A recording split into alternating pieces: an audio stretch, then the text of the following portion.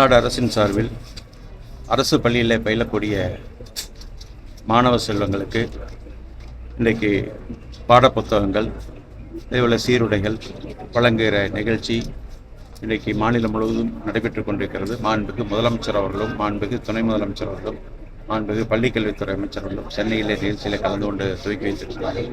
அந்த வகையில் திருப்பூர் மாவட்டத்தில் இன்றைக்கு இந்த நிகழ்ச்சி நம்முடைய அவினாசி வட்டத்திற்கு உட்பட்ட தெக்கல்வூரில் இந்த நிகழ்ச்சி இங்கே நம்முடைய மேல்நிலைப் பள்ளியில் அரசு மேல்நிலைப் பள்ளியில் சிறப்பாக நடைபெற்று கொண்டிருக்கிறது.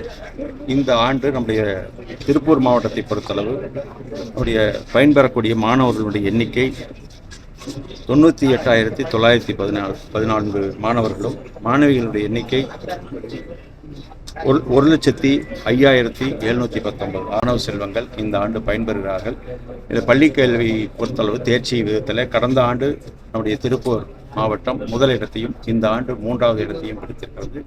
எனவே கொஞ்சம் பின்னடைவாக இருந்தாலும் 3வது இடத்துக்களை வந்திருக்கின்றார்கள். உள்ளபடியே அதற்கான முயற்சி எடுத்துக்கொண்ட நம்முடைய ஆசிரியர் பெருமக்களுக்கும் மாணவ செல்வங்களுக்கும் பெற்றோர்களுக்கும் இந்த நேரத்தில் நன்றியை தெரிவித்துக் கொள்கிறேன்.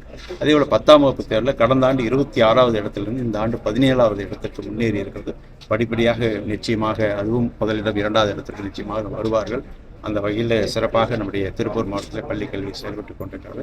பல்வேறு திட்டங்களை நம்முடைய மாண்புமிகு முதலமைச்சர்கள் மாணவர்கள் செல்வங்களுக்காக இன்றைக்கி தனியார் பள்ளிகளுக்கு இணையாக நம்முடைய பள்ளியிலும் கல்வி பெற வேண்டும் என்று சொல்லி அரசு பள்ளியிலும் பெற வேண்டும் என்று பல்வேறு திட்டங்களை இன்றைக்கு 6ஆம் வகுப்பிலிருந்து 12ஆம் வகுப்பு வரை படித்த மாணவ செல்வங்கள், அது மாணவர்களாக இருந்தாலும் சரி மாணவிகளாக இருந்தாலும் சரி, கல்லூரி கல்விக்கு போகிற பொழுது 1000 ரூபாய் உதவித்தொகை ஏழை எளிய மாணவர்களுக்கு அது எவ்வளவோ பயன்படுகிறது. குடும்பத்தை சார்ந்தவர்களுக்கு இன்றைக்கி தனியார் கல்லூரியில் போய் படித்தாலும் கூட மாத உதவித்தொகை 1000 கிடைக்கிறது. அதே நேரத்தில் காலை சிற்றுண்டி திட்டம், இப்படி அதே போல் மிதிவண்டி வழங்குற நிகழ்ச்சி, இப்படி பல்வேறு திட்டங்களை சிறப்பாக நம்முடைய மாண்புமிகு முதலமைச்சர் அவர்கள் நம்முடைய மாண்புமிகு துணை முதலமைச்சர் அவர்களும் அதே போல் அதையெல்லாம் மாணவ செல்வங்களுக்கு கொண்டு செல்லக்கூடிய வகையில் சிறப்பாக செயல்பட்டு கொண்டிருக்கிற நம்முடைய பள்ளிக்கல்வித்துறையினுடைய அமைச்சர் மாண்புமிகு அன்பில் மகேஷ் பொய்யாமொழி அவர்களும் இன்றைக்கு சிறப்பாக இன்றைக்கு இந்த பள்ளிக்கல்வித்துறையை சிறப்பாக செயல்படுத்தி வருகிறார். அந்த வகையில் பள்ளிக்கல்வி மேம்பட்டு கொண்டிருக்கிறது.